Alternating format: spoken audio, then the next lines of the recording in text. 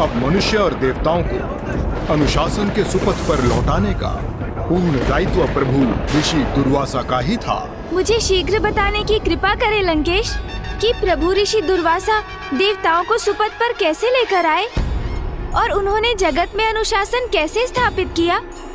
धैर्य रखिए गौरी पुत्र, मैं कुछ ही समय के उपरांत आपको संपूर्ण कथा सुनाऊंगा, क्योंकि अब मेरे द्वारा प्रभु के आत्मलिंग की पूजा संपन्न होने ही वाली है। चंदन लेप, बेलपत्र, पुष्प और फल तो मैं अर्पित कर चुका हूँ। अब तो मैं पंचनद के जल से प्रभु के आत्मलिंग का अभिषेक करने का इच्छुक था, किंतु मेरे यहाँ स्थित होने के कारण वो संभव नहीं। इसलिए भस्म अभिषेक आरती कर अपनी पूजा समाप्त करूंगा मैं, और वो भस्म मेरे अपने शरीर के अंग का भस्म होगा। ओम नमः शिवाय, ओम नमः शिवाय, ओम नमः शिवाय। जटाटवी कलज्वल प्रवाह भावित स्थले गले लंब्य लंबितांबुजंग तुंग मालिका।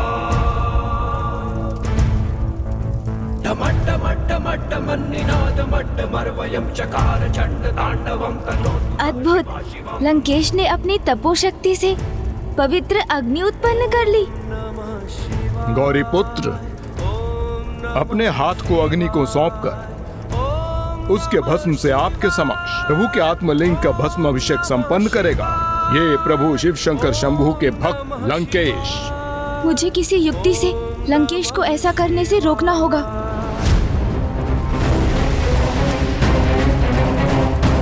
अब तो मैं पंचनद के जल से प्रभु के आत्मलिंग का अभिषेक करने का इच्छुक था, किंतु मेरे यहाँ स्थित होने के कारण वो संभव नहीं। संभव है।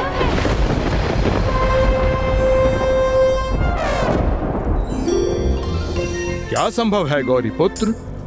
मैं संभव करूंगा। भस्म अभिषेक के स्थान पर आप पंचनद के जल से अभिषेक कीजिए ना प्रभु का। मैं करूंगा आपकी सहायता लंकेश। किंतु अपनी पूजा में मैं आपकी सहायता स्वीकार कर आपका उपकार क्यों लूं? इसमें कैसा उपकार लंकेश? आप भी तो मुझे प्रभु महादेव के 19 अवतारों की कथाएं सुना रहे हैं, तो क्या मैं आपकी इच्छा पूर्ण नहीं कर सकता? उचित है गौरी पुत्र।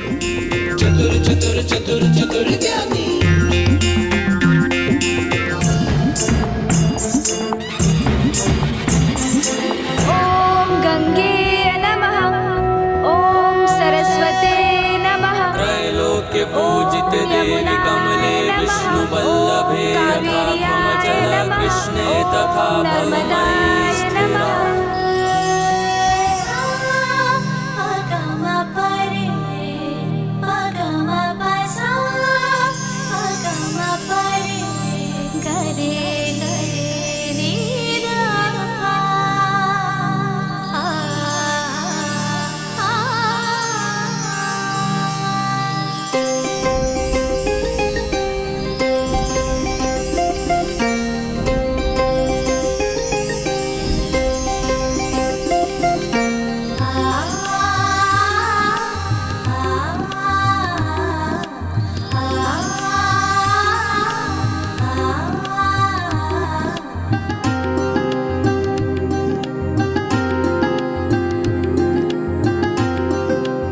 ये तो अति उत्तम है।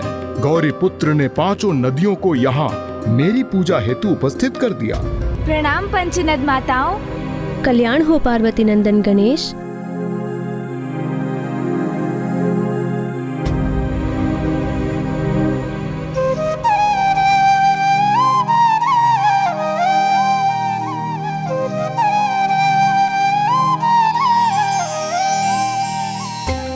ये तो स्वयं प्रभु महादेव के आत्मलिंग है। इनकी पावन दिव्यता के समक्ष नतमस्तक है हम, क्योंकि स्वयं जगत पिता प्रभु महादेव का ही इसमें वास है। प्रणाम प्रभु।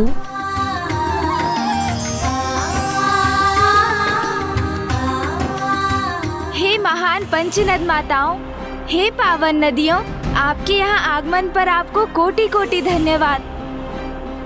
माताओं, लंकेश रावण यहाँ मुझे प्रभु महादेव के अवतारों की कथा सुनाते हुए प्रभु के आत्मलिंग की पूजा संपन्न करने जा रहे हैं और शीघ्र जब वो आपके अर्थात पंचनद जल से प्रभु के अभिषेक के साथ अपनी पूजा समाप्त करेंगे तो उनके मुख से ऋषि दुर्वासा अवतार की कथा सुनने का सौभाग्य प्राप्त होगा। ऋषि दुर्वासा? इसलिए प्रभु के आत्मलिंग का पंचनद अभिषेक करने ये ज्ञात करना चाहते थे ना कि प्रभु ऋषि दुर्वासा ने सृष्टि में पुनः अनुशासन स्थापित करना कैसे आरंभ किया, तो देवी गंगा से अधिक उत्तम इसे विस्तार से और कौन बता सकता है भला,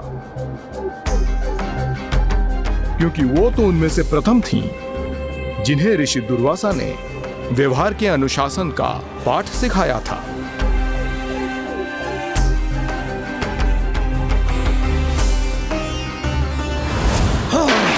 इतना बड़ा दुस्साहस बालिका! स्नान करते ऋषि का उपवास करने का दंड तुम्हें अवश्य भोगना होगा। क्या ये सत्य है माता? क्या ऐसा कुछ घटित हुआ था?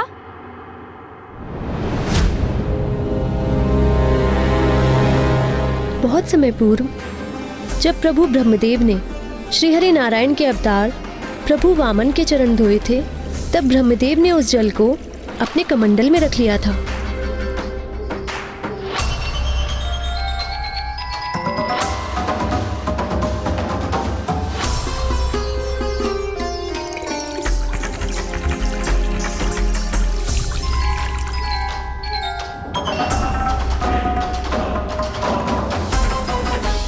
उसी पवित्र जल में ब्रह्मदेव के कमंडल के ही भीतर मैंने एक बालिका के रूप में जन्म लिया था।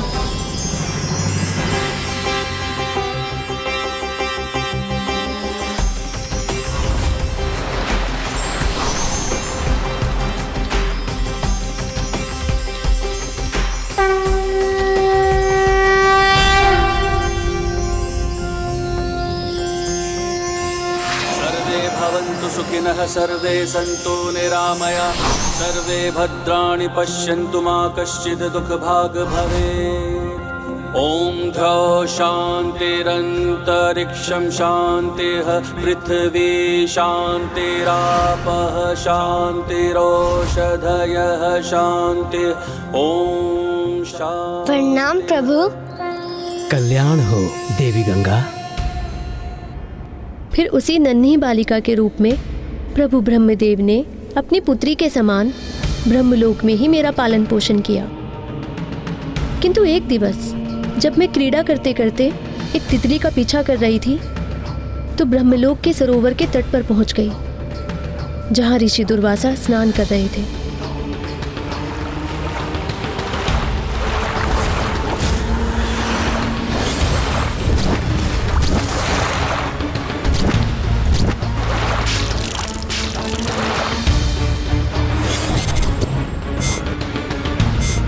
ओम नमः शिवाय।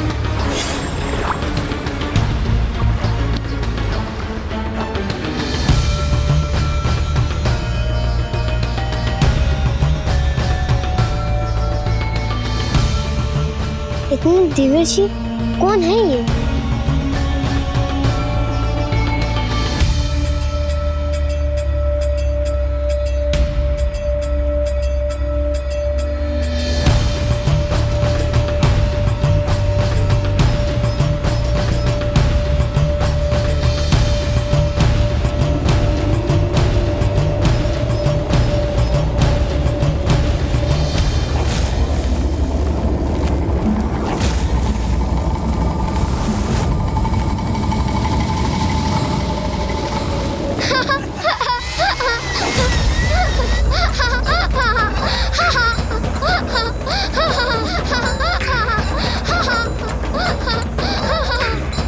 किसके हंसने का स्वर है?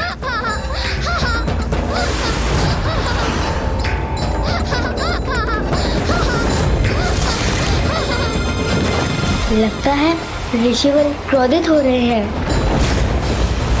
मुझे भय का आभास हो रहा है। कितना बड़ा दुस्साहस बालिका! स्नान करते ऋषि का उपवास करने का दंड तुम्हें अवश्य भोगना होगा। अपनी इस उद्दंडता से तुमने व्यवहार के अनुशासन को भंग किया है बालिका।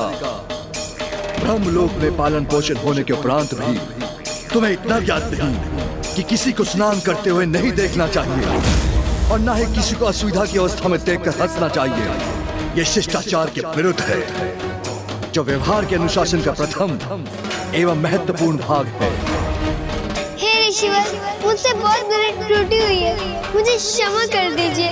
नहीं, क्षमा कर देने से नहीं, अपितु दंड देने से सीख प्राप्त होती है। त्रुटि सुधरती है, इसलिए दंड के स्वरूप में तुम्हें श्राप देता हूँ कि तुम शीघ्र ही पृथ्वी पर नदी के रूप में प्रसारित होगी। वो नदी जिसमें सारे मनुष्य अपने पापों से मुक्त होने के लिए स्नान करेंगे। इस प्रकार तुम्हें अपने पाप का दंड प्राप्त होगा।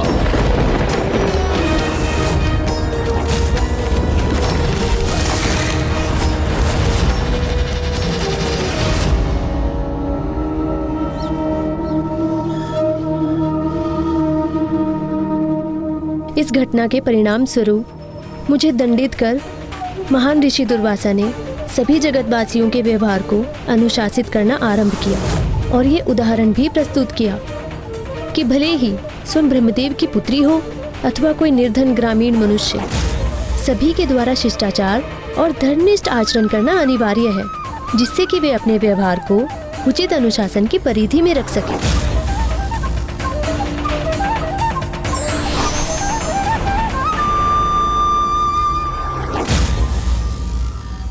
प्रभु ऋषि दुर्वासा ने इस घटना से मात्र शिष्टाचार की ही सीख नहीं दी, अपितु उन्होंने तो माता गंगा को संसार की सर्वाधिक पवित्र नदी के रूप में स्थापित कर जगत को अपने पाप धोकर स्वयं को सुपथ पर चलने का मार्ग भी दर्शाया। किंतु मैं तो इस बात से अचंभित हूँ लंकेश कि उन्होंने स्वयं सृष्टि के रचयिता ब्रह्मदेव की पुत्री को दंडित करने के पूर्व एक बार भी विचार नहीं किया। ऐसा क्यों लंकेश, कृपया बताइए। गौरी पुत्र, प्रभु ऋषि दुर्वासा के लिए किसी भी संबंध से उच्च स्थान तो अनुशासन के पालन का ही था। देवी गंगा का तो उनसे कोई व्यक्तिगत संबंध नहीं था। उन्होंने तो अपनी अर्धांगिनी को भी दंडित करने में तनिक भी विचार नहीं किया। उन्हें उनके दोष के लिए मृत्यु दंड दिया ऋषिवर ने। एक दिवस ऋषि दुर्वासा यात्रा के पश्चात क्लांत अवस्था में अपने निवास स्थान पहुंचे और उन्होंने अपनी अर्धांगिनी से विश्राम की इच्छा व्यक्त की, किंतु इसके साथ ही उन्होंने अपनी अर्धांगिनी को यह भी निर्देश दिया कि वे उन्हें ब्रह्म मुहूर्त की बेला में ही जगा दें। किंतु ऋषि दुर्वासा की पत्नी में अनुशासन की कमी आ चुकी थी, जिसके कारण ही स्वामी के पूर्व में दिए गए निर्देश के उपरांत भी उन्हें इसका ध्यान ही नहीं रहा। ब्रह्म मुहूर्त की बेला में कुछ समय के लिए उनके नेत्र अवश्य खुले, किंतु फिर आलस्य के विकार ने उन्हें जड़ कर दिया, जिससे उन्होंने ऋषि दुर्वासा की आज्ञा और उनके निर्देश की अवहेलना की। ब्रह्म मुहूर्त में निद्रा से जागृत कीजिएगा, जिससे मैं नियम अनुसार अपनी पूजा संपन्न कर सकूं।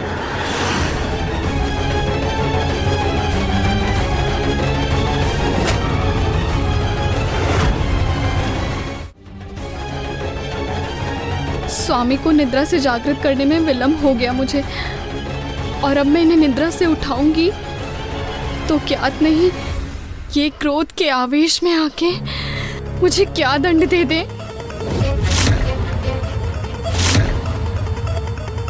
और यदि मैंने इन्हें जागृत नहीं किया तो भी इनका दंड देना निश्चित है। ये कैसी दुविधा उत्पन्न हो गई है मेरे लिए। अब मैं क्या करूं?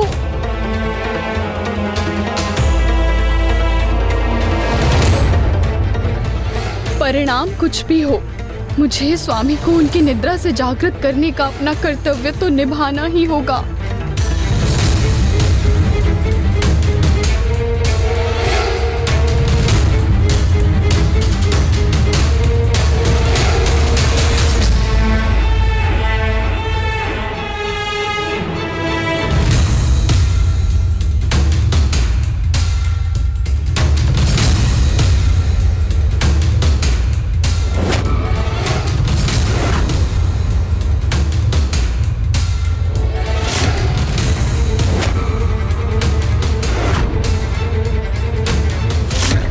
मुहूर्त में निद्रा से जागृत कीजिएगा।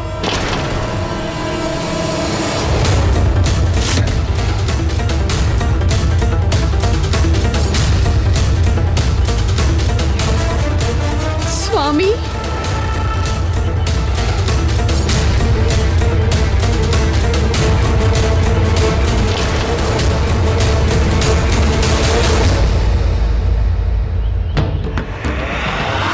मुझे जागृत होने में इतना विलंब हो गया।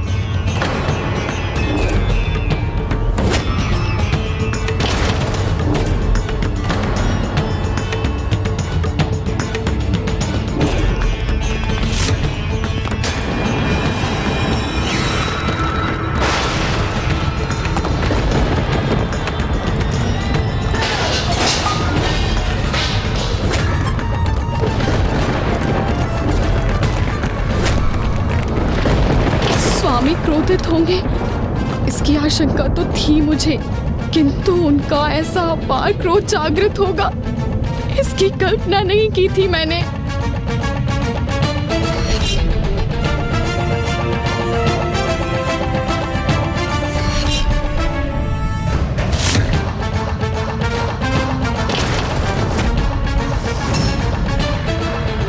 ब्रह्म मुहूर्त में सूर्योदय के पूर्व जागृत होने और मुझे निद्रा से जागृत करने के लिए मैंने आपसे अनुरोध किया था, और अब तो सूर्योदय भी हो चुका है। जिसने सदा ही अनुशासन को सर्वोच्च समझा, जिसने सभी को उस अनुशासन की सीख दी, वो ऋषि दुर्वासा हूं मैं। और मेरी अर्धांगिनी होकर आपने अनुशासनहीनता का दोषपूर्ण आचरण किया और समय के अनुशासन का उल्लंघन किया।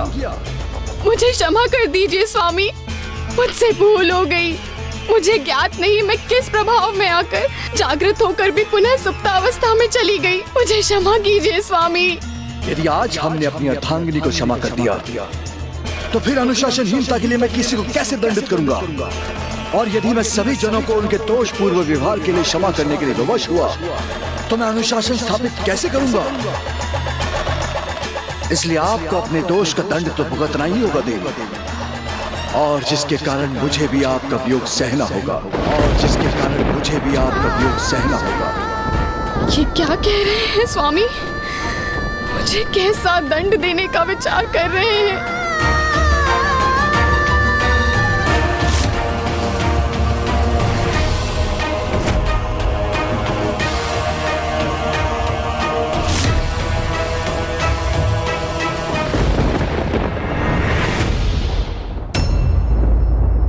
समय का पालन ना कर आपने जिस अनुशासनहीनता का परिचय दिया है, उसके दंड स्वरूप मैं आपको इसी क्षण भस्म होने का शाप देता हूँ। भस्म होने का शाप देता हूँ। स्वामी, ऐसा ना करें, मुझे क्षमा कर दीजिए। मेरी इतनी छोटी सी भूल के लिए मुझे इतना बड़ा दंड ना दीजिए। क्षमा कीजिए स्वामी।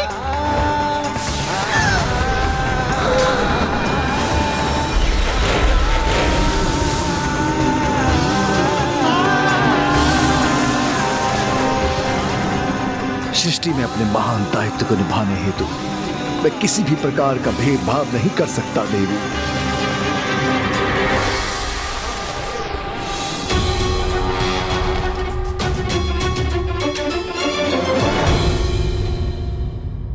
प्रभु ऋषि दुर्वासा का तो ऐसा ही स्वभाव था कि किसी को भी ज्ञात नहीं था कि वो क्रोध के प्रभाव में किसे क्या दंड दे दें। किंतु बहुत दुख की बात है कि जगत कल्याण हेतु संसार को समय का अनुशासन सिखाने के लिए ऋषि दुर्वासा को अपने स्वभाव में इतनी कठोरता का परिचय देना पड़ा। आपको तो ज्ञात है गौरी पुत्र, अपने लक्ष्य तक पहुंचने के लिए कोई सरल अथवा छोटा मार्ग नहीं होता। सभी को सफलता की ओर अपने प्रत्येक पग पर सीख प्राप्त करते हुए और संघर्ष के साथ ही आगे बढ़ना होता है। फिर भले ही लक्ष्य प्राप्त करने हेतु कुछ भी क्यों न सहन करना हो। लंकेश, क्या प्रभु ऋषि दुर्वासा भी अपनी अर्धांगिनी के वियोग के अतिरिक्त किसी और कष्ट को भी सहने पर विवश हुए थे? हाँ गौरी पुत्र, ऋषि दुर्वासा के ससुर को जब अपनी ही पुत्री के भस्म हो जाने के बारे में ज्ञात हुआ, तो ऋषि दुर्वासा के लिए उनके क्रोध का कोप और कटु वचन अनायास ही फूट पड़े।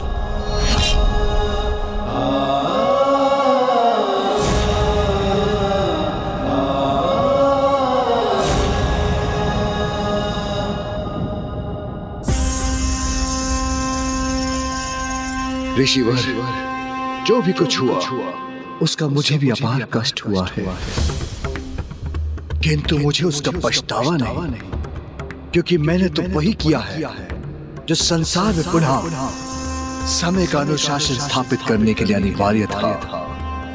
ऐसा कर मैंने संसार के समक्ष ये उदाहरण प्रस्तुत किया है कि अनुशासनहीनता के कितने गंभीर परिणाम होते हैं, किंतु आपकी पुत्री और मेरी अर्धांगिनी का त्याग व्यर्थ नहीं होगा। मैं यहाँ भस्म हुई अपनी निष्ठावान अर्धांगिनी को वरदान देता हूँ कि वो कदली फल में परिवर्तित होंगी।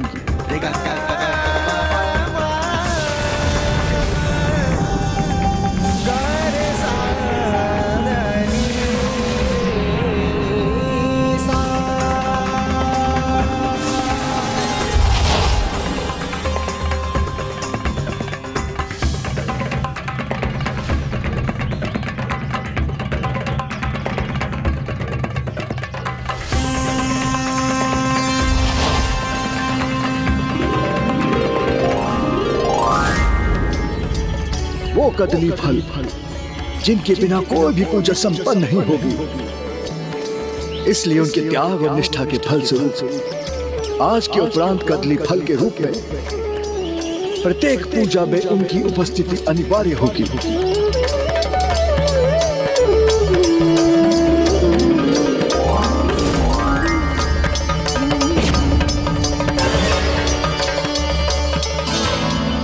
इस प्रकार ऋषि दुर्वासा ने समस्त संसार को ये बताया कि दिव्य पुरुषों के क्रोध में भी कोई ना कोई जगत कल्याण अवश्य ही छिपा रहता है, और उनके इस क्रोध से प्रकट होने वाले उत्तम परिणामों के साथ उसका सर्वाधिक अनिष्टकारी प्रभाव भी प्रकट होने वाला था। और इसका आरंभ तो स्वयं प्रभु शिव शंकर शंभु द्वारा प्रभु ऋषि दुर्वासा को दिए जाने वाले उपहार से हुआ था। जय शिव शंकर शंभु।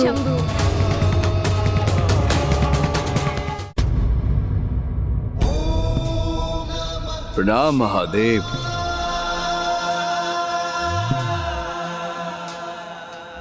आपने अपने जन्म से ही संसार में अनुशासन स्थापित करने हेतु परिश्रम किया, अत्यंत कठोर होकर स्वयं नियमों का पालन कर अन्य जगतवासियों को उसके लिए प्रेरित किया, और नियमों को भंग करने वालों को दंडित कर आपने जो संसार को सीख दी है, उनसे आपने सभी में अनुशासन के प्रति निष्ठा को जागृत किया है ऋषिवर।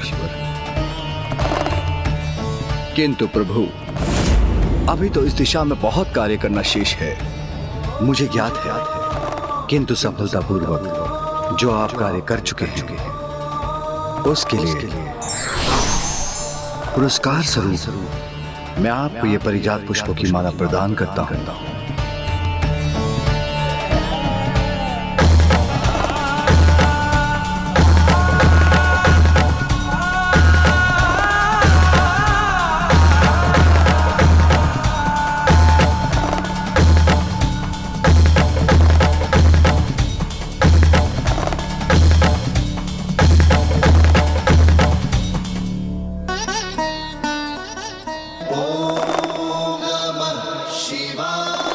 मुझे ये महान उपहार प्रदान करने के लिए आपको कोटि कोटि धन्यवाद प्रभु। ओम नमः शिवाय। किंतु प्रभु, इस पुष्प माला का मेरे कार्य में क्या लाभ? इस माला के पुष्प श्री हरि नारायण को प्रिय होने के साथ साथ साक्षात देवी लक्ष्मी स्वरूप हैं, इसलिए ये माला जिसके साथ रहेगी उसके ऐश्वर्य में कभी कोई अभाव नहीं होगा, और वो उस माला के प्रभाव से सदा विजय प्राप्त करेगा। जब भी आपको कोई ऐसा सुपात्र दिखाई दे जो उसके योग्य हो, आप ये माला उसे प्रदान कीजिएगा। अवश्य प्रभु।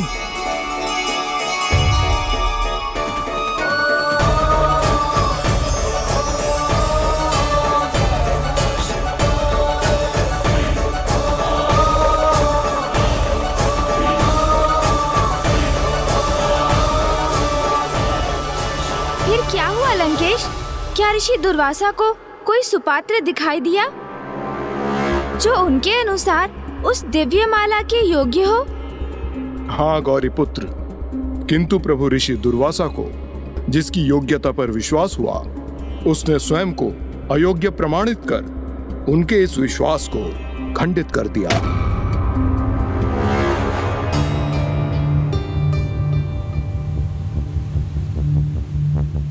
देवताओं में श्रेष्ठतम देवराज इंद्र हैं। उनके अत्यंत महत्वपूर्ण दायित्व हैं। इसलिए महादेव द्वारा प्रदान की गई पुष्प माला की सर्वाधिक आवश्यकता भी उन्हें है। अवश्य ऐसी दिव्य माला को प्राप्त कर वो अति आनंदित होंगे।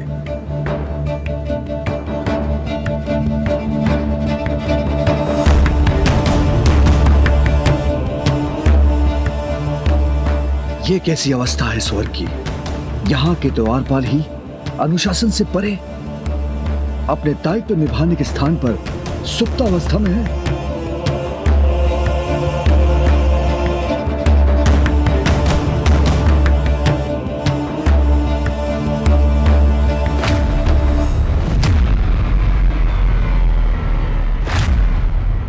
और स्वर्ग के भीतर भी सभी प्रकार की अव्यवस्था ही दिखाई दे रही है मुझे।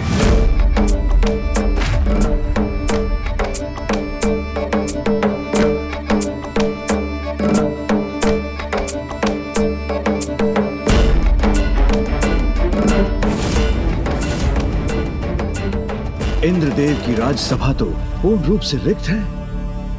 यहां तो कोई भी देवता नहीं, किंतु समय के अनुसार तो यहां सभी देवताओं को उपस्थित होना चाहिए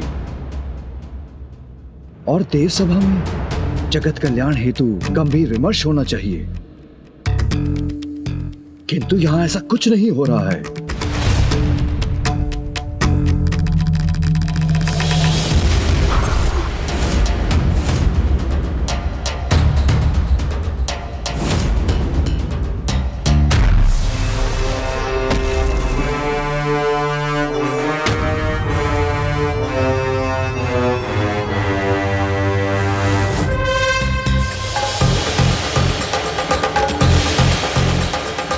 प्रणाम ऋषिवर।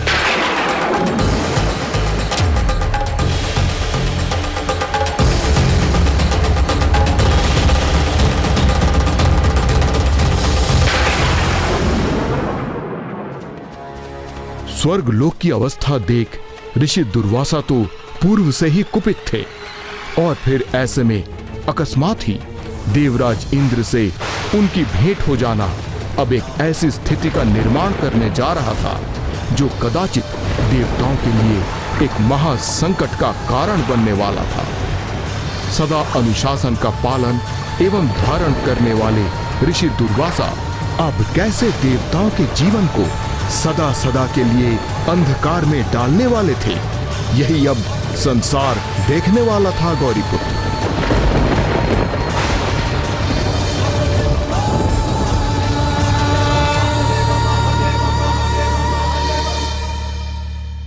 भयंकर कुपित तो थे ही, इसी मध्य लौटते समय मार्ग में उनकी भेंट देवराज इंद्र से भी हो गई।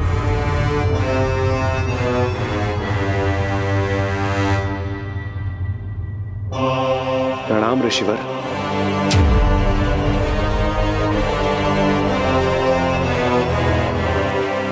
ऋषिवर आप यहाँ? हाँ देवराज इंद्र, मैं आपको यह दिव्य माला भेंट देने के विचार से ही आया था और स्वर्गलोक की दशा देखकर मुझे पूर्ण विश्वास हो गया है कि वास्तव में आपको इसकी अत्यंत आवश्यकता है।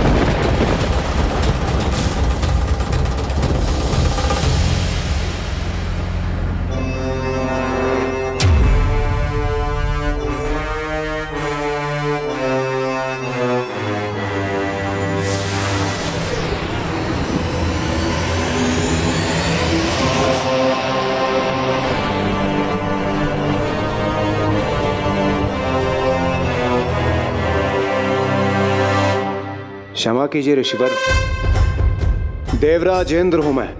मेरे पास नगों और मूल्यवान धातुओं की अनेक मालाएं हैं, तो फिर मुझे इस पुष्प माला की क्या आवश्यकता है जो कुछ ही समय में मुरझा जाएगा। हाँ, कदाचित मेरे सखा, मेरे वाहन गज श्रेष्ठ एरावत को यह अत्यंत प्रिय है। एरावत,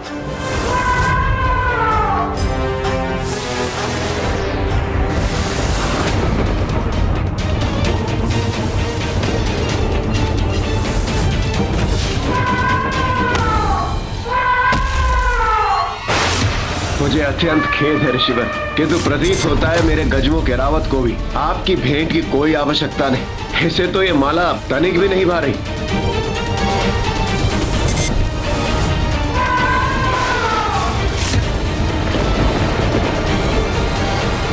इतना अहंकार, ये तो सर्वथा अनुचित है। ऋषिवर, स्वर्ग में आगमन हेतु आपको अनेकों धन्यवाद, किंतु मुझे इस समय प्रस्थान करना होगा। स्वर्गलोक की रंगशाला में अन्य देवता मेरी प्रतीक्षा कर रहे हैं। ऋषिवर, मुझे अविलंब स्वर्गलोक की रंगशाला की ओर बढ़ने की अनुमति दीजिए।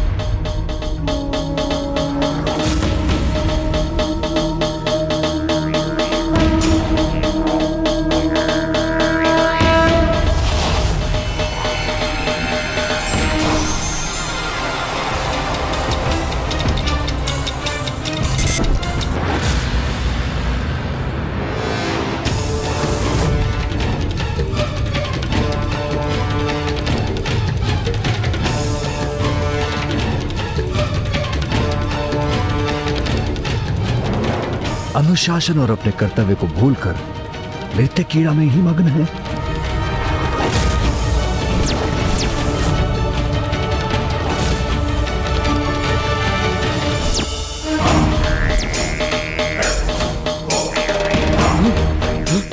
ये क्या? हमारे इतने प्रयासों के उपरांत भी हम हवन कुंड में अग्नि प्रज्वलित क्यों नहीं कर पा रहे हैं? ऋषि मुनि तपस्या कर अग्निदेव का आह्वान कर रहे हैं और अग्निदेव उनके आह्वान को अनसुना कर रहे हैं, तो फिर सृष्टि में यज्ञ आदि कैसे संपन्न होंगे?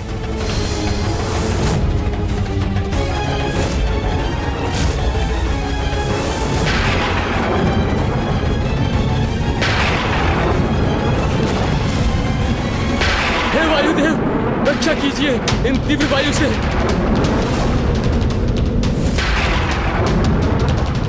वायुदेव भी अपने समस्त दायित्व भूलकर यहीं स्थित है।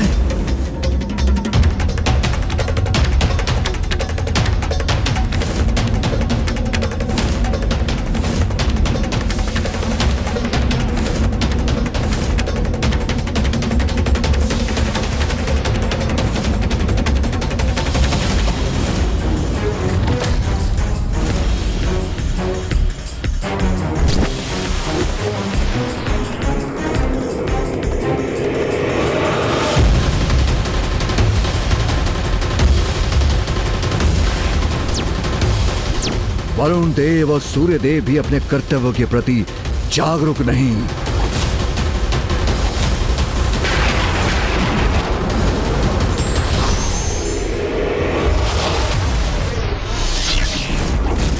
ऋषिवर, किस विचार में डूबे हैं आप?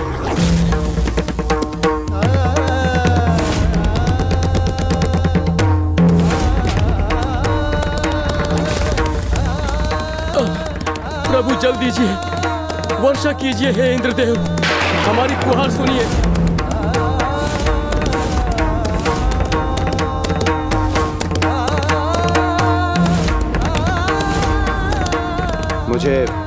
मुझे आज्ञा दे ऋषिवर।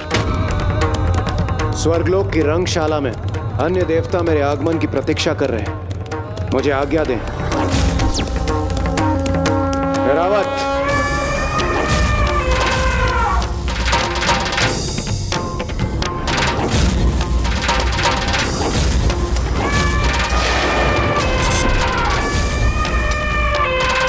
राजेंद्र, हे राजेंद्र,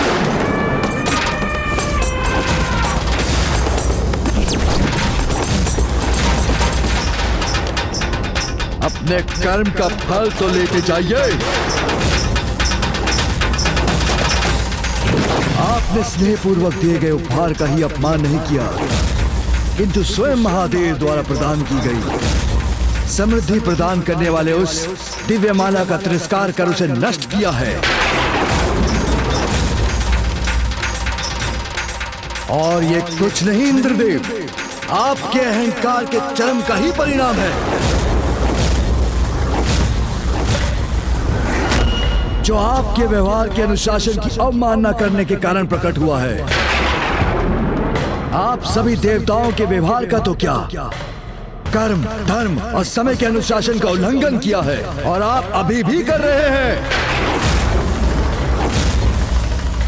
जिस समय जगत कल्याण हेतु आपको तेज सभा में होना चाहिए, उस समय आप क्रीड़ा और आनंद के लिए रंगशाला में उपस्थित हैं। जब जगत के प्रत्येक भाग से पीड़ित मनुष्य देवताओं से सहायता की गुहार लगा रहे हैं, तो यहाँ स्वर्गलोक में आप देवताओं के कानों में मात्र और मात्र अप्सराओं के पायलों की झंकार गूंज रही है।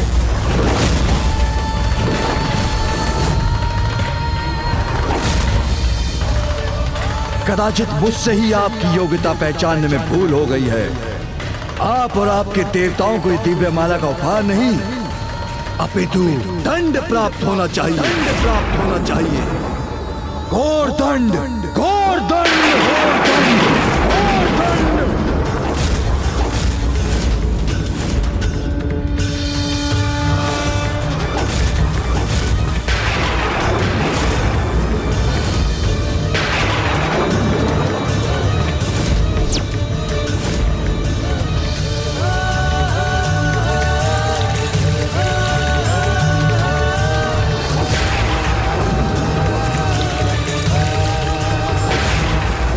सभी देवताओं को शाप देता हूं कि आप और आपके समस्त देवता और ये स्वर्गलोक इसी समय श्रीहीन हो जाएंगे। अर्थात आप सभी प्रकार के सुख, समृद्धि, धन, तेज और शक्ति से रिक्त हो जाएंगे। नहीं ऋषिवर, मेरी इतनी छोटी सी भूल का समस्त देवताओं को क्यों दंड दे रहे हैं आप? वो भी इतना कठोर दंड। इस प्रकार तो हम समस्त देवता अपना सर्वस्व खो बैठेंगे। यही उचित होगा। मुझे पूर्ण विश्वास है, जिसमें अनुशासन नहीं होता वो किसी भी सुख के योग्य नहीं होता।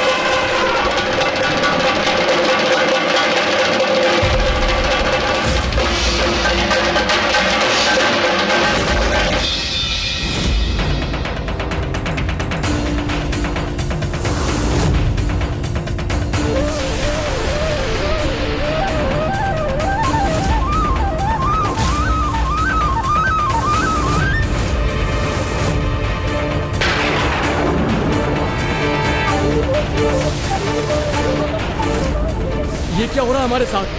अकस्मात हमारे वस्त्रों के रत्न आभूषण क्यों लोप होने लगे हैं?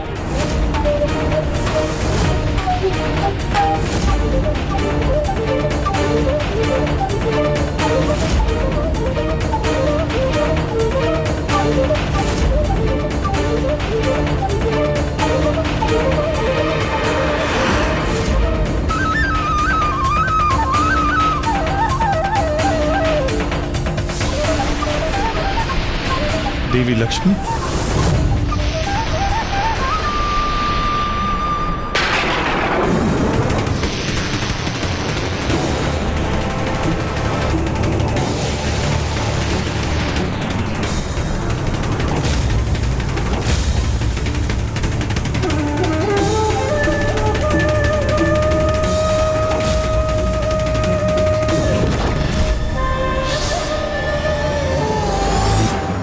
देवता श्रीहीन होकर असहाय और दयनीय अवस्था में आ गए।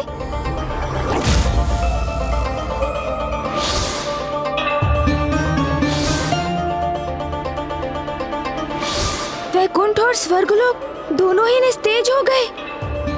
गौरी पुत्र, प्रभु ऋषि दुर्वासा के शाप के परिणाम स्वरूप देवताओं के प्रिय आराध्य हरि नारायण भी श्रीहीन हो गए, क्योंकि श्री अर्थात देवी लक्ष्मी को उनके निकट से भी लुप्त होने पर विवश होना पड़ा। इसलिए न वैकुंठ में अब कोई आभा शेष थी और ना ही स्वर्ग लोक में।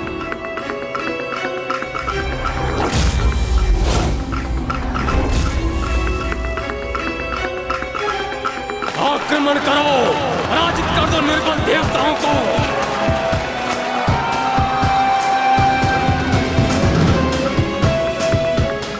ये कैसी दुर्दशा हो गई हमारी। श्री विहीन होकर हम अपनी शक्ति भी खो चुके हैं। और इन असुरों को स्वर्ग में प्रवेश करते देखने के लिए हम विवश हैं। श्रीहीन देवताओं, स्वर्ग पर अब तुम्हारा नहीं, हमारा अधिकार है। हम असुर यहाँ से निष्कासित करते हैं तुम्हें। आप यही सोच रहे हैं ना गौरी पुत्र, कि देवता तो मात्र श्रीहीन अर्थात लक्ष्मीहीन, धनहीन हुए थे, फिर वो स्वयं को शक्तिहीन भी क्यों मान बैठे थे? नहीं नहीं लंकेश, मैं ऐसा कदापि नहीं सोच रहा हूँ, क्योंकि श्री का अर्थ मात्र धनलक्ष्मी नहीं, अपितु अष्टलक्ष्मी है। गौरी पुत्र तो मुझे अपने ज्ञान से चकित कर देते हैं। जो श्रीहीन होता है उनसे अष्टलक्ष्मी माता विलग हो जाती हैं। जो अष्टलक्ष्मी देवियों में प्रथम है वो है माता आदि महालक्ष्मी, अर्थात सौभाग्य की देवी, जिनकी कृपा से ही किसी को सौभाग्य की प्राप्ति होती है।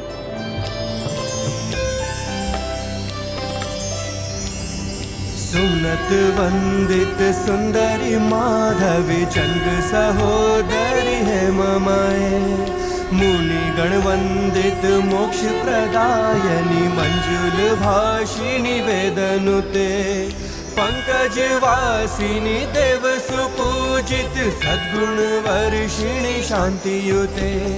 जय जय है मधुसूदन कामिनी आदि लक्ष्मी परिपालय मां। अष्टलक्ष्मी माताओं में द्वितीय है माता धान्य लक्ष्मी, भोजन और कृषि से उत्पन्न समृद्धि की देवी है। जिन पर भी धान्य लक्ष्मी माता की कृपा होती है उनके जीवन में अनाज अर्थात भोजन की कभी कोई कमी नहीं होती। मंत्र नुते मंगलदायनी अम्बुजवासिनी देवगणाश्रित पादयुते। जय जय हे मधुसूदन कामिनी धान्य लक्ष्मी परिपालय मां। तृतीय है माता धैर्य लक्ष्मी, जो माता वीर लक्ष्मी के नाम से भी विख्यात है। ये साहस और पराक्रम की देवी है, जो युद्ध में शक्ति और साहस प्रदान करती है, जिनकी कृपा से हम अपने जीवन में किसी भी प्रतिकूल परिस्थिति का सामना करने में सक्षम होते हैं। पाप विमोचिनी साधु जनाश्रित पादयुते। जय जय हे मधुसूदन कामिनी धैर्य लक्ष्मी परिपालय मां। चतुर्थ है नुमाएति शब्दिता नमस्तस्यै नमस्तस्यै नमस्तस्यै नमस्तस्यै नमो नमः। ओम अष्टलक्ष्मे नमः, ओम अष्टलक्ष्मे नमः।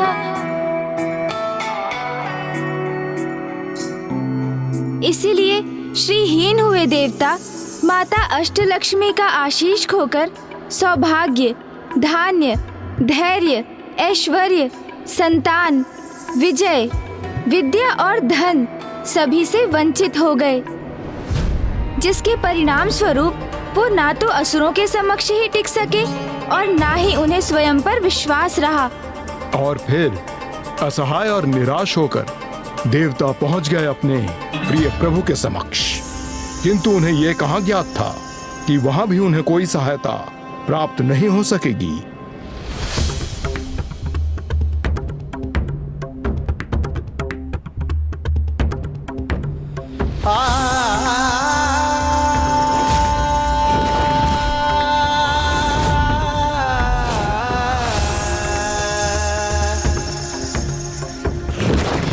ये क्या, माता लक्ष्मी नहीं है यहाँ?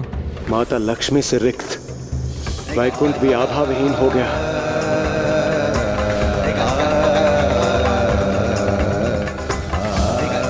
प्रणाम प्रभु।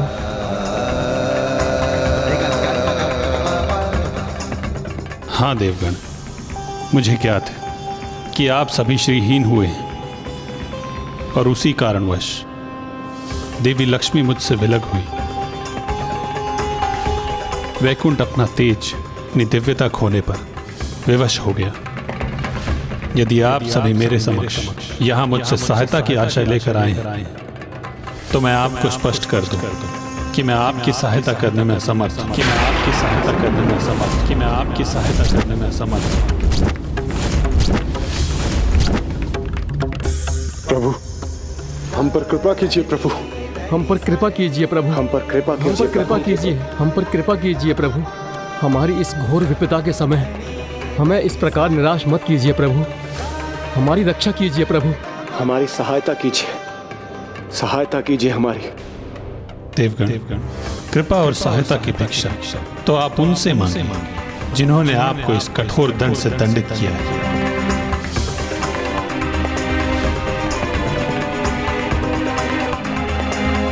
प्रभु, वो प्रयत्न हम कर चुके हैं।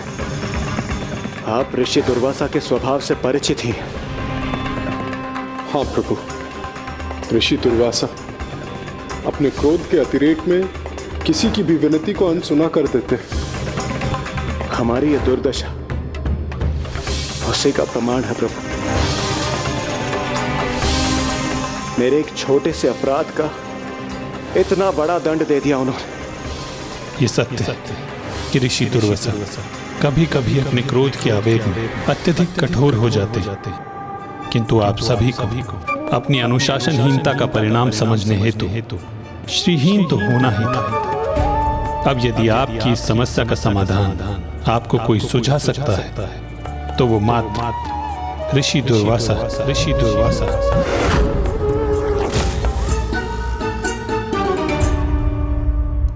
लंकेश, तो क्या देवता पुनः ऋषि दुर्वासा के समक्ष जाने का साहस जुटा सके? और क्या ऋषिवर ने ही उन्हें इस विकट स्थिति से पार पाने का कोई मार्ग सुझाया? हाँ गौरी पुत्र, ऋषि दुर्वासा ने उन्हें वो उपाय तो बता दिया, किंतु उस उपाय को सुनकर देवता तो अचंभित ही रह गए।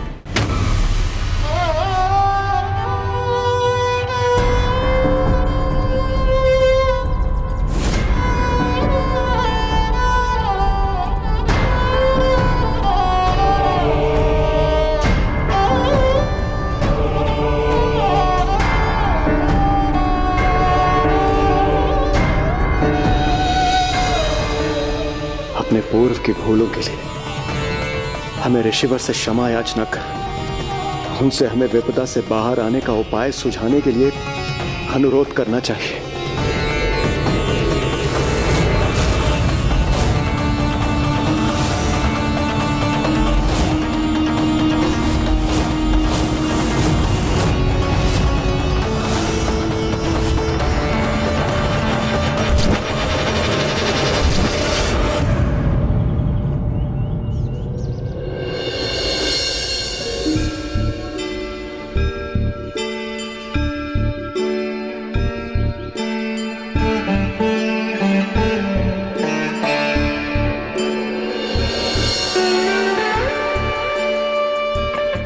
मुझे क्षमा कर दीजिए ऋषिवर।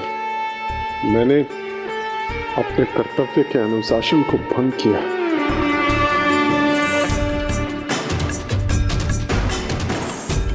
मुझसे भी बहुत बड़ी भूल हुई है ऋषिवर। मैं अपने कर्म के अनुशासन से भटक गया था। कृपा कर मुझे क्षमा कीजिए। हम सभी अनुशासन के पथ से पृथक हो गए थे ऋषिवर। मुझे क्षमा कर दीजिए ऋषिवर। ऋषिवर, मैंने अपने कर्म और समय के अनुशासन के साथ साथ व्यवहार के अनुशासन का भी मैंने उल्लंघन किया। मुझे क्षमा कर दीजिए ऋषिवर, क्षमा कर दीजिए मुझे। हमारी समस्त भूलों के लिए, हमारी अनुशासनहीनता के लिए हमें क्षमा करने की कृपा कीजिए ऋषिवर, कृपा कीजिए।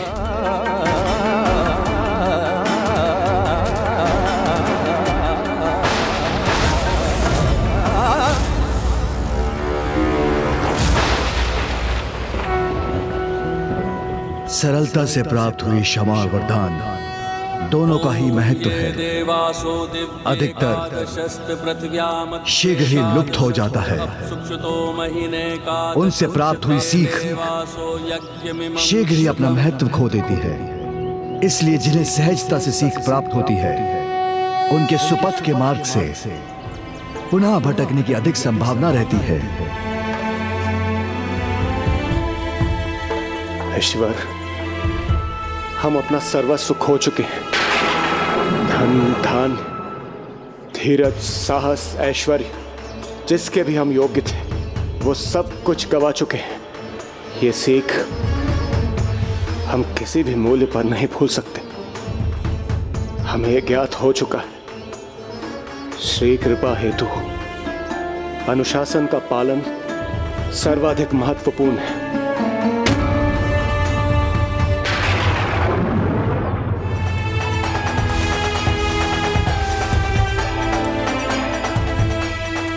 आप सभी अब ये तो अवश्य समझ गए होंगे, अनुशासनहीन होने का परिणाम श्रीहीन होना, जिसमें तनिक भी विलंब नहीं होता। किंतु अभी भी अनुशासन का पाठ सीखने हेतु आप सभी को अभी और श्रम करना होगा। जिस प्रकार अपने विचारों का मंथन कर आपको अपनी भूल का आभास हुआ है, उसी प्रकार अपनी श्रीहीन अवस्था से मुक्ति पाने के लिए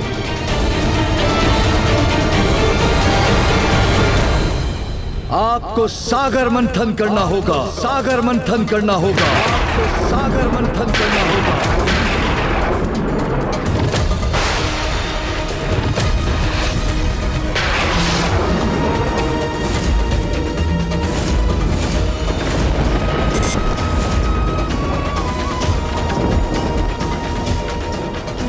सागर मंथन, वो भी अपनी शक्तिहीन अवस्था में, हम कैसे संभव करेंगे ऋषिवर?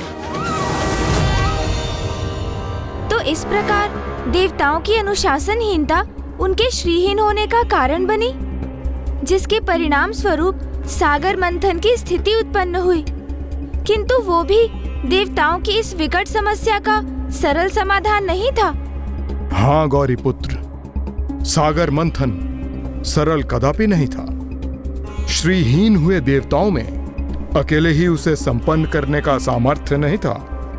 तो फिर उनके परम हितैषी श्री हरि नारायण ने सुझाव दिया कि इस कार्य में उन्हें असुरों की सहायता प्राप्त करनी चाहिए।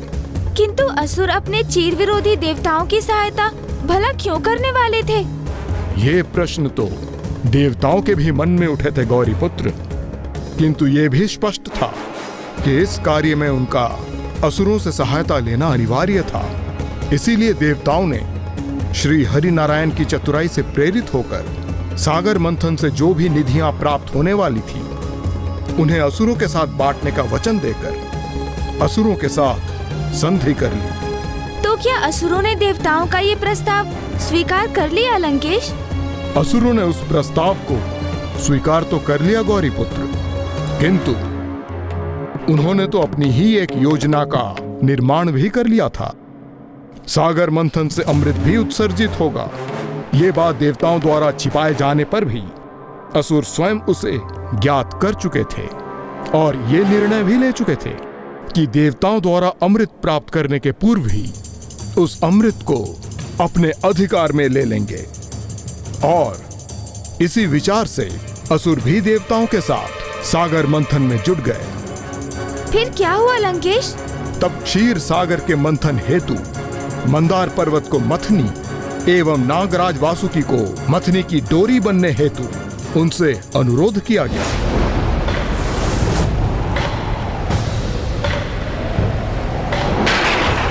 फिर आरंभ हुआ उस अकल्पनीय अद्भुत घटना अर्थात महान सागर मंथन का, जिसमें देवता और असुर सम्मिलित रूप से भागी बने। असुराज बलि की, असुराज बलि की, असुराज बलि की।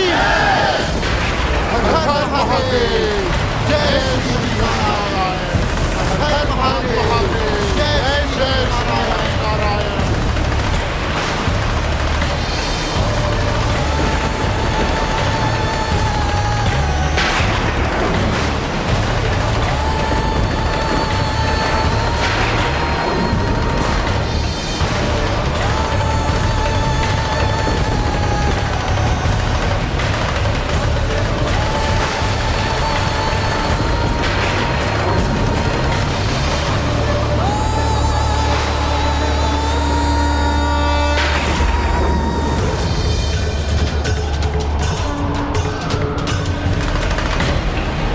असुराज बलि की, असुराज बलि की, असुराज बलि की।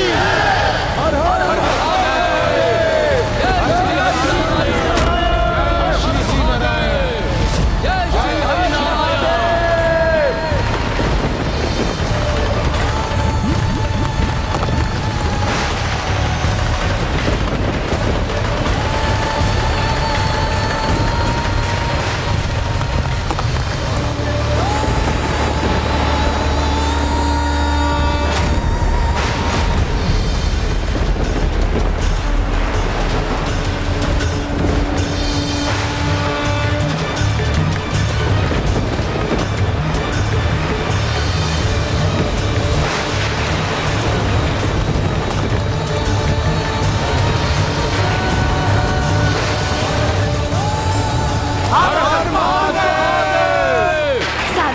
की प्रक्रिया आरंभ हो गई लंकेश।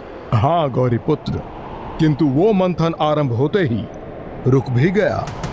रुक गया? किंतु क्यों लंकेश? क्योंकि मंदार पर्वत ने अपना संतुलन खो दिया था।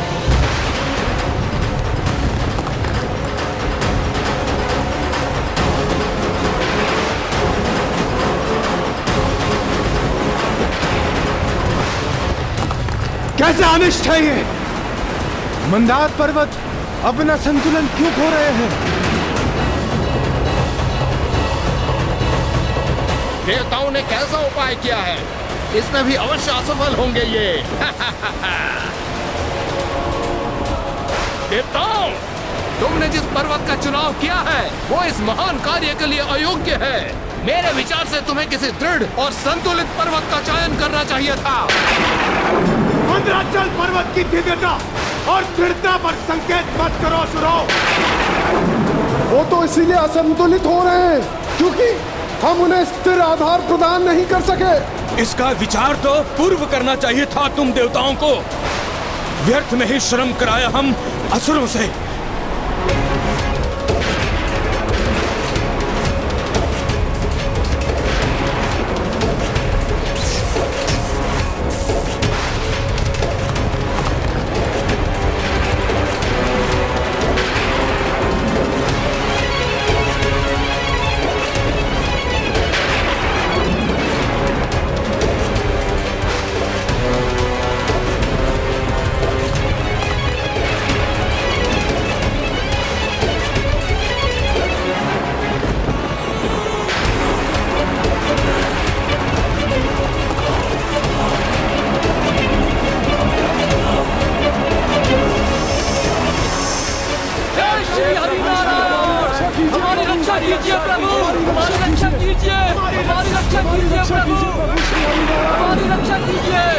तो अवश्य यही समय रहा होगा जब प्रभु श्री हरि नारायण कूर्म अवतार लेकर मंदार पर्वत के आधार बने होंगे।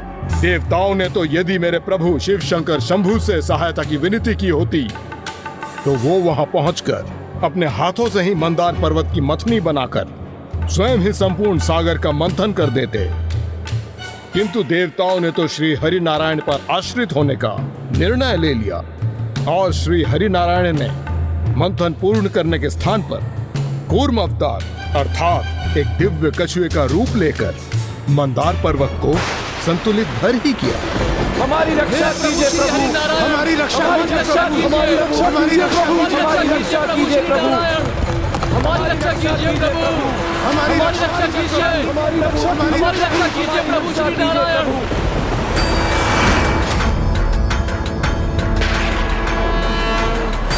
हमारी रक्षा कीजिए प्रभु,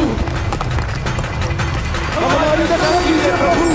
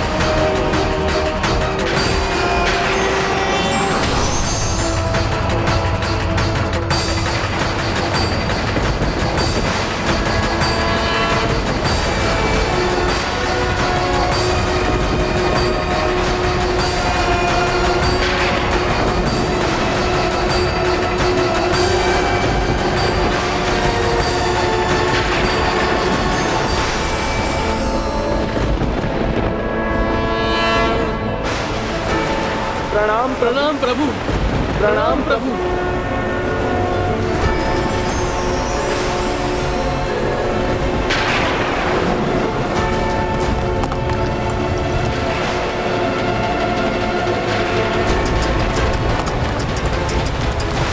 इन प्रयासों का क्या लाभ? देखो देवताओं, पर्वत तुम्हारी ओर झुकने जा रहा है। ये पर्वत तो हमारी ओर झुक रहा है। हमारी रक्षा कीजिए प्रभु, हमारी रक्षा कीजिए।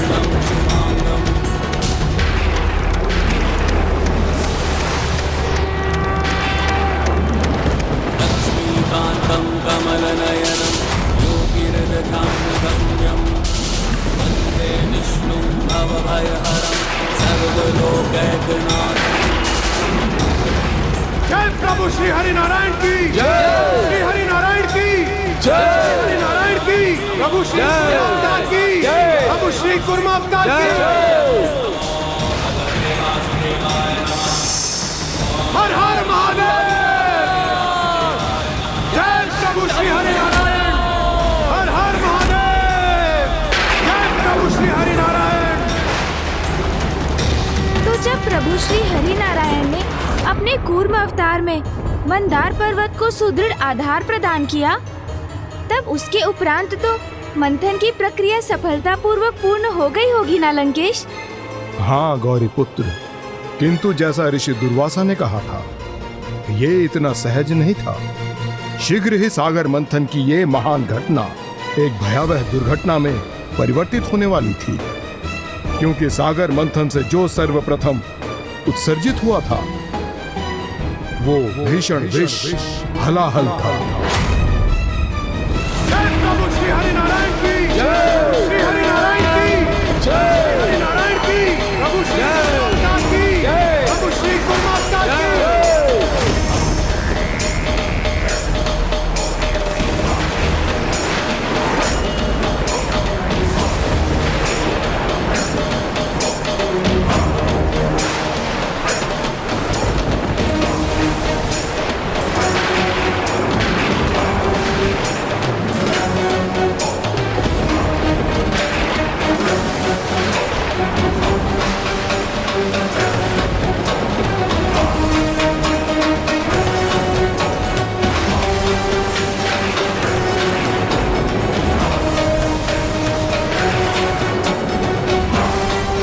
जैसे कोई विषैला श्याम मेघ सर्वत्र छा रहा हो, जो हमें अपने भीतर मिलने के लिए प्रकट हुआ हो।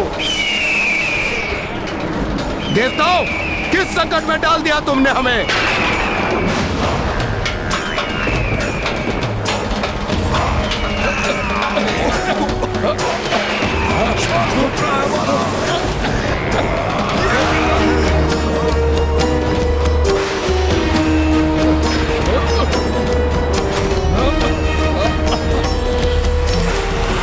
रोको!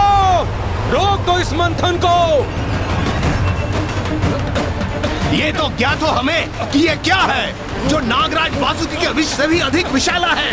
हलाहल विष है ये, सर्वाधिक विनाशकारी।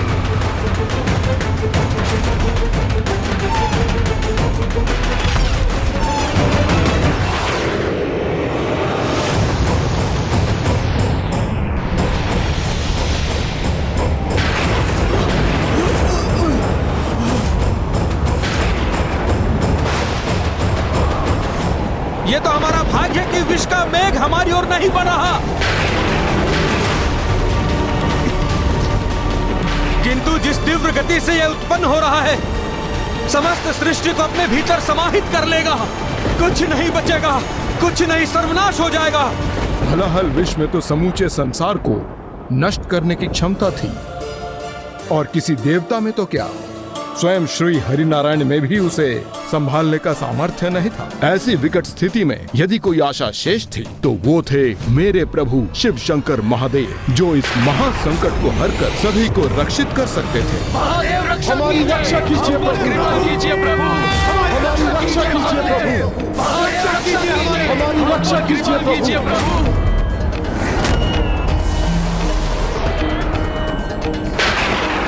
हे प्रभु, हमारी रक्षा कीजिए प्रभु, रक्षा कीजिए हमारी रक्षा कीजिए प्रभु। हे प्रभु, हमारी रक्षा कीजिए। हम दुखियारों के दुख हरिए, हम दुखियारों के दुख हरिए भोले बाबा, हम दुखियारों के दुख हरिए भोले बाबा। हमारी रक्षा कीजिए महादेव, हमें बचाइए प्रभु, हमें प्राण दान दीजिए भोलेनाथ। प्रभु बस आप ही का आसरा है। हे शिव शंकर, हमारी त्रास हरिए, हमारे अनाथ हरिए प्रभु।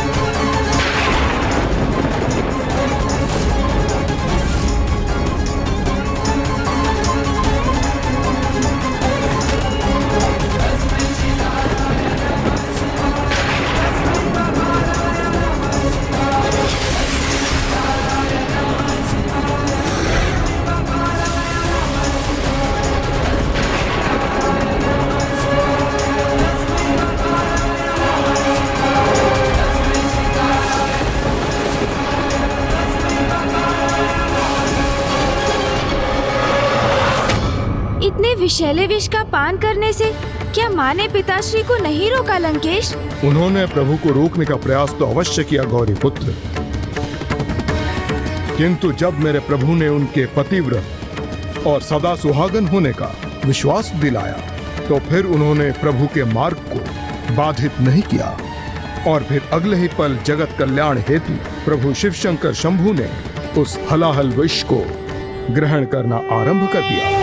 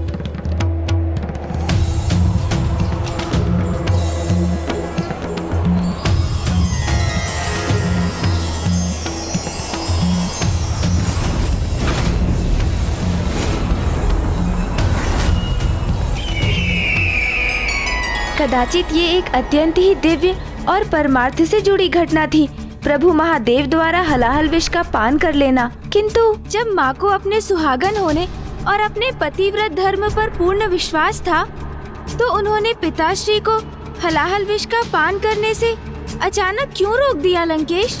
आप तो ज्ञान के सागर हैं, इसलिए आपके सभी प्रश्नों के उत्तर तो आपको स्वयं ज्ञात है।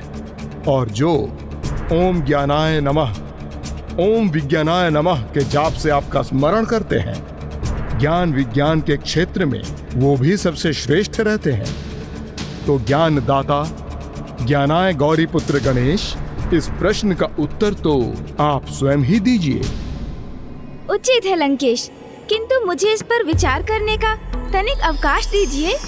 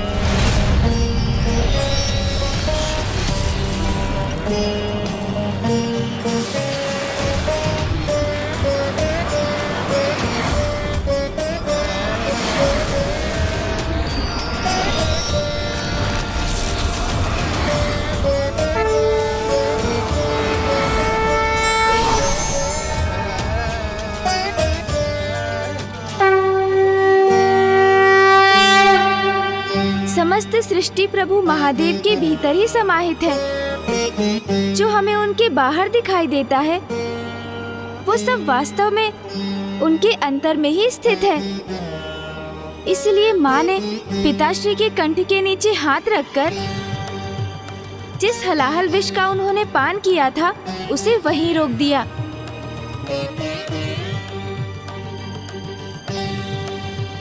जिससे उनके उदर में उतरकर उस विनाशकारी विष का विस्तार समस्त सृष्टि में ना हो जाए।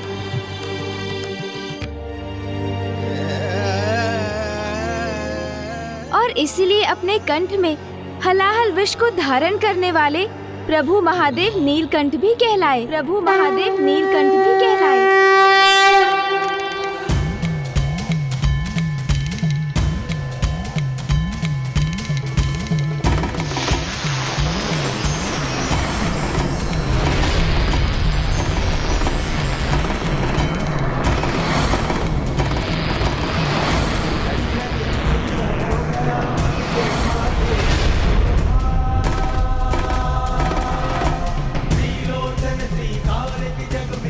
नीलकंठ महादेव, नीलकंठ महादेव, नीलकंठ महादेव।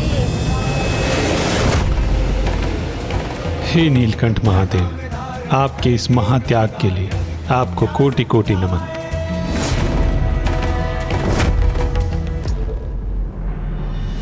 हे प्रभु महादेव, हे कृपा निधान, आपने हलाहल विष रूपी महाविनाशक संकट को स्वयं पर लेकर इस जगत की रक्षा की है। सृष्टि धन्य हुई प्रभु आपके इस दिव्य त्याग से। हे नीलकंठ महादेव।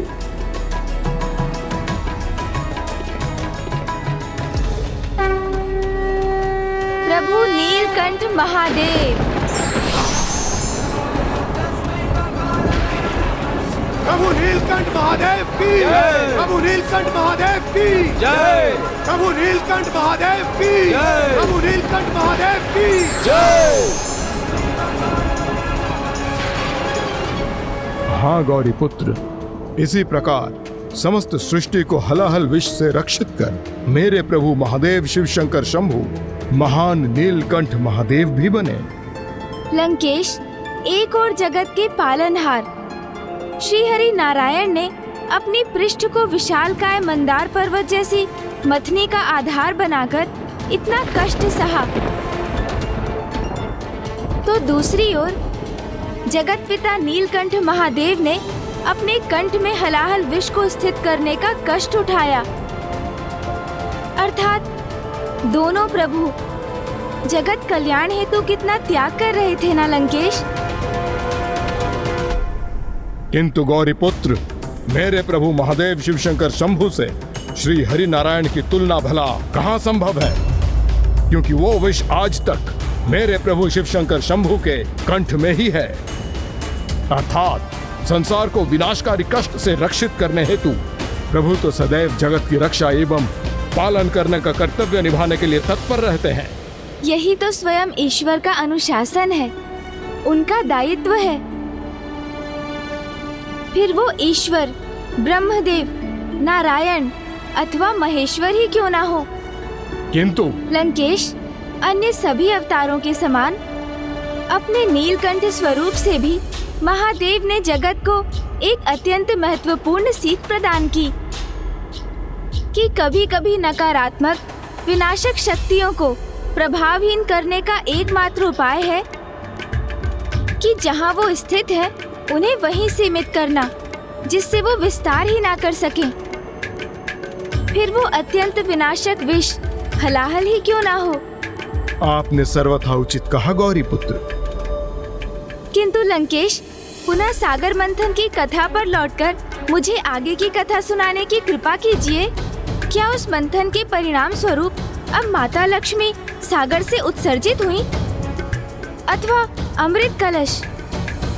अमृत की प्रतीक्षा तो सुर और असुर दोनों को ही थी।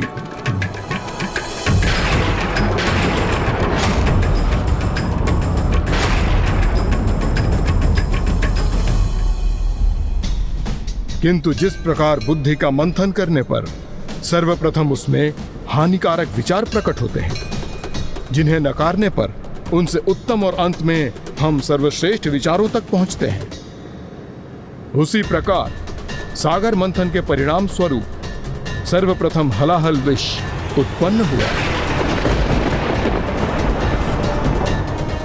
फिर कुछ शेष निधियां, किंतु सागर द्वारा श्रेष्ठतम निधियों का उत्सर्जन अभिशेष था। तो इस क्रम में हलाहल विष के उपरांत कुछ अमूल्य नग आदि प्रकट हुए, जिन्हें देवताओं और असुरों ने बांट लिया। फिर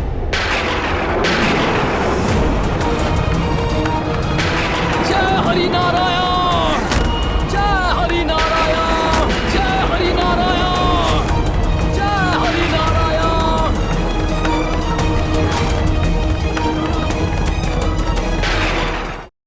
तब प्रकट हुई माता कामधेनु, वो दिव्य गौ माता जो समस्त इच्छाओं की पूर्ति करने में सक्षम है।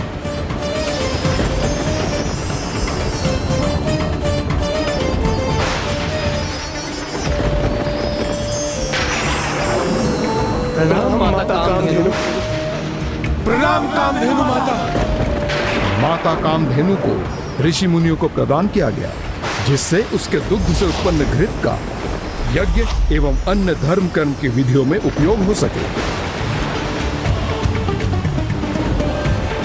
जय श्री हरि नारायण।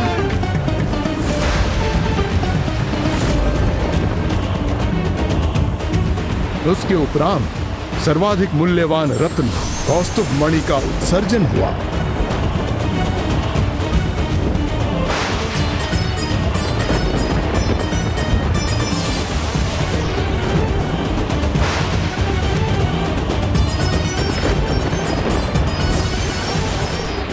श्री हरि नारायण ने सागर मंथन में जो सहायता की थी, उसके लिए उन्हें कौस्तुभ रत्न प्रदान किया गया।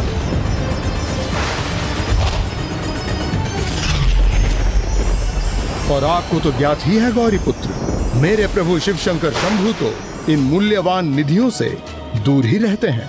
तो जब वो समस्त निधियां ऋषियों और देवताओं के मध्य बांटी जा रही थी, तो क्या असुरों को अपने तिरस्कार का अनुभव नहीं हो रहा था लंकेश? नहीं गौरी पुत्र, असुरों को शांत रखने के लिए उन्हें भी तो मंथन से प्राप्त हुए कई रत्न आदि दिए जा चुके थे, किंतु वो तो श्रेष्ठतम निधि की प्रतीक्षा में ही स्वयं को संयमित रखे हुए थे।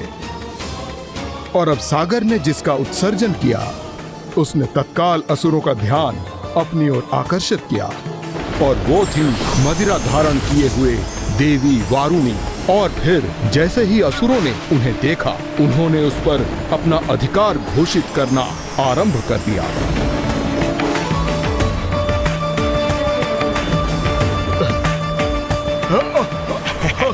महाराज, ये सुंदरी तो हम असुरों को ही प्राप्त होनी चाहिए। हाँ हाँ महाराज, हमारा होगा। महाराज, देवी वारुणी और उनकी सुरा का स्वामित्व हम असुरों का होगा। इस पर हमारा अधिकार होना चाहिए।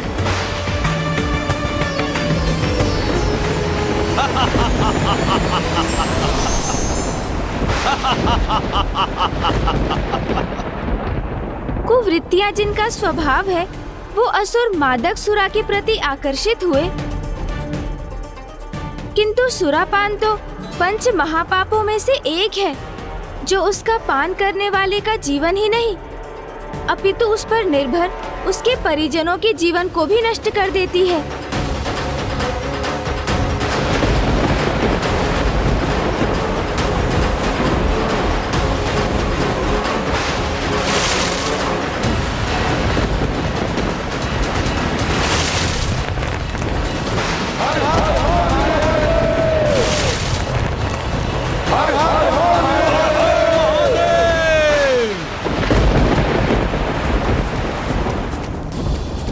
गौरीपुत्र, सुरा के उपरांत जो निधियां प्राप्त हुईं, वो इस प्रकार हैं।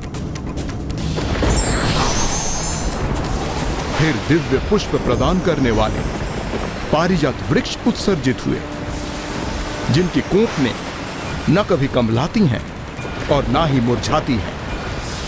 पारिजात वृक्ष देवराज इंद्र को प्राप्त हुए और इंद्रलोक में स्थित किए गए।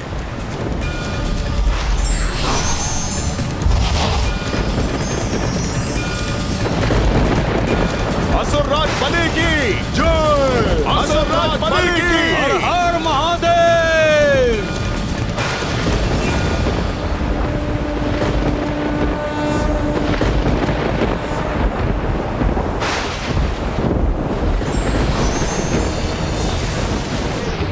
फिर प्रकट हुए दिव्य कल्प वृक्ष, जो किसी भी कामना को पूर्ण कर सकते हैं। देवता ही उन्हें प्राप्त करने के अधिकारी बने, और कल्प वृक्ष को भी स्वर्ग में ही स्थित किया गया।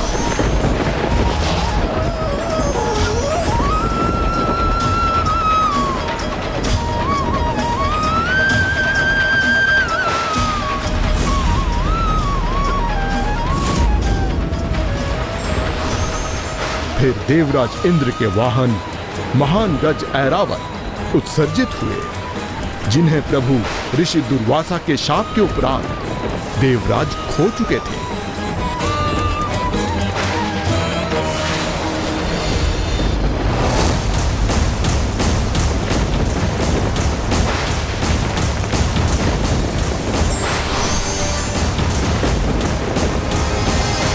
ऐरावत के पश्चात एक अन्य दिव्य पशु उच्च श्रवा उत्सर्जित हुए, और तब असुरों की बढ़ती अधीरता का ध्यान कर देवराज इंद्र ने उच्च श्रवा को असुरराज बलि को भेंट कर दिया।